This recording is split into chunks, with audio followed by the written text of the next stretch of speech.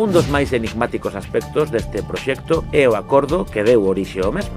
O 1 de outubro de 2021 asinouse un memorando de entendemento cuxa existencia é pública, aínda que o seu contido non foi revelado. Este acordo foi asinado pola empresa Impulsa Galicia, unha sociedade público-privada fundada pola Xunta de Galicia e a banca para apoiar a maduración de proxectos que optasen os fondos europeos Next Generation. Esta sociedade, presidida por María Jesús Lorenzana como conselleira de Economía e Industria, elixiu a compañía portuguesa tras un proceso de negociación con 4 grandes empresas de ámbito nacional e internacional. O 40% desta empresa pública ou privada pertence á Xunta, o 38% á banca, o 12% á Reganosa e o restante 10% a Sogama. Os pormenores deste acordo son secretos. O BNG tratou de acceder a este documento en 2024, pero non o conseguiu. Os compañeiros de Praza Pública, referente informativo deste país, fixeron o propio en 2025 e o resultado foi o mesmo.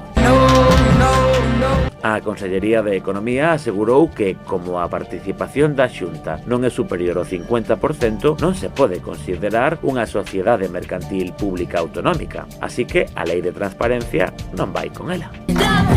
O Consello de Contas de Galicia non concorda con esta apreciación ao valorar a participación da Xunta en Reganosa e Sogama. Nós, que somos máis revirados, non entendemos moi ben como unha empresa maioritariamente participada pola Xunta de Galicia e aínda que non fora maioritariamente participada, este exenta da transparencia debida. Pero é que nós, xa saben, somos así, tiquismiquis.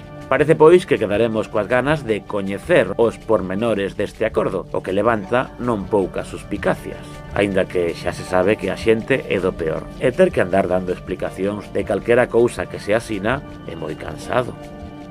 Ademais, o Partido Popular ten maioría absoluta, así que pedirlles que expliquen cousas ou criticar calquera cousa que fan é de antigalegos, antidemócratas e antitodo, así en xeral. Mesmo debe ser inconstitucional ou algo.